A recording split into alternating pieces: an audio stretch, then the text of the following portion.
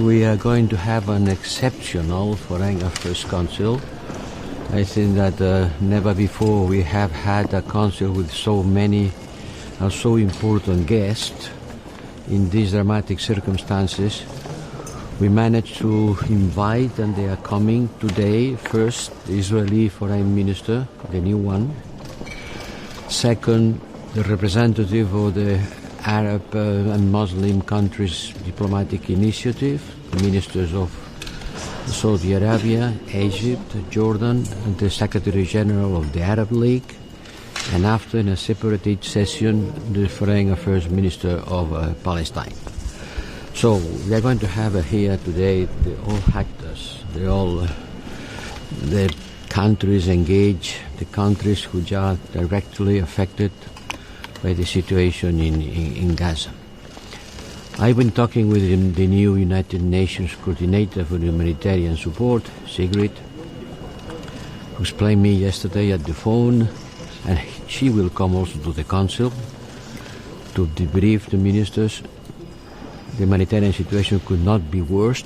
There is no words to explain how the situation is, with hundreds of thousands without anything, without shelters, without food, without medicines, and under the bombs.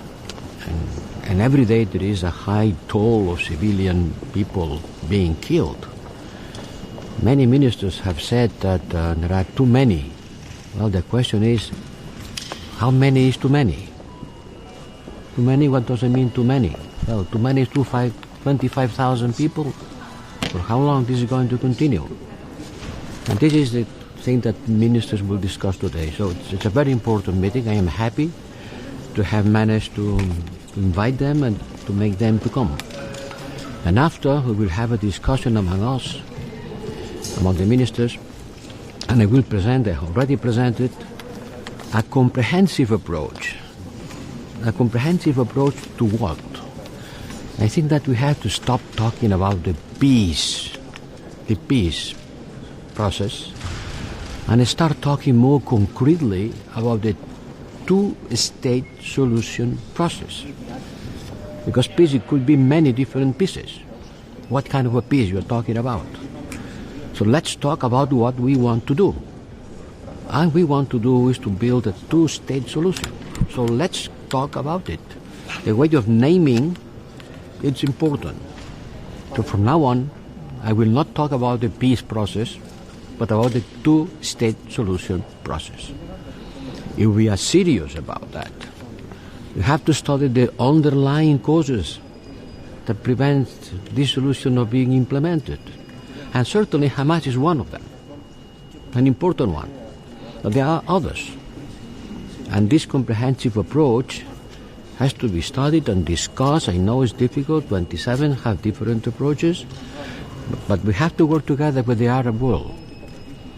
I know it's difficult, but it's our moral endeavor, our moral obligation to try to do our utmost to try to look for a solution. So from now on, please talk about the two-state solution process. High Representative, the Prime Minister of Israel excluded that option for the moment.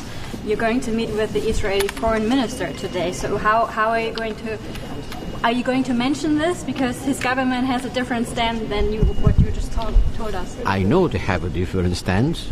I know. And the Secretary General of the United Nations know also. And he answered yesterday in a very concrete terms, saying that it is unacceptable to say I don't want this solution, because this is a solution that has been approved by the United Nations. And the whole international community is behind it. So if they don't agree, we'll have to discuss. That's why we are here. We have to discuss, even if they don't disagree, even if they disagree, they have to come here and they will discuss with us, and we'll study which other solution they have in mind. Which are the other solutions they have in mind? To make all the Palestinians live? To kill of them? 25,000 already in Gaza. 70% are women and children. Certainly, the way of trying to destroy Hamas is not the way they are doing, because they are seeding the hate for generations. We have in mind what Hamas is, what Hamas has done. And certainly we reject and we condemn. But the peace and stability cannot be built only by military means, and not in this particular way of using military means. I say that with the full respect to the victims of the Hamas terrorist attacks. High Representative, when you are talking about I cannot answer 55 questions at the same time. When you are talking about two-state solution, are you considering Hamas to be a part of this solution? And Gaza, how are you going to deal with that? Look, as I said, I presented a comprehensive approach. Don't say that a 10-point plan. Yes, it is a 10, 12.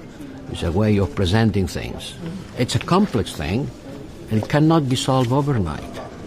There are 30 years that this thing is being discussed without a solution. Don't expect me in a council to look for a solution immediately. There is a lot of problems. I cannot give you a concrete answer to all of them.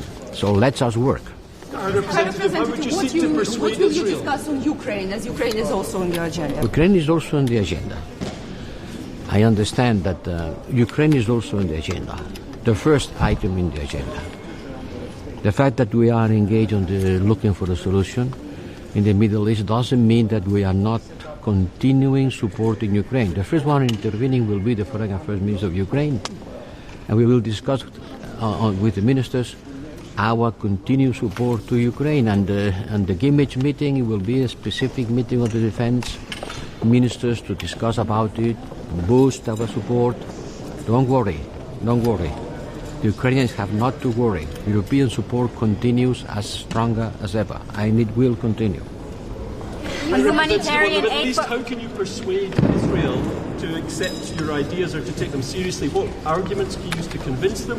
What leverage do you have to move them in that direction?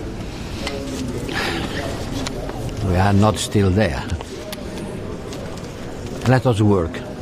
a quick question on humanitarian aid for Gaza. Are there any other options on the table to increase humanitarian aid right now? This is what Sigrid is trying to look for. Certainly today the number of tracks and the controls and the delays of entering the tracks is not in accordance with the needs of hundreds of thousands of people. And that's why the United Nations has nominated a special coordinator for humanitarian support.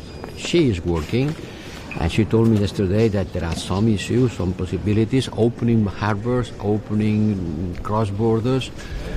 It's her job. We will support her.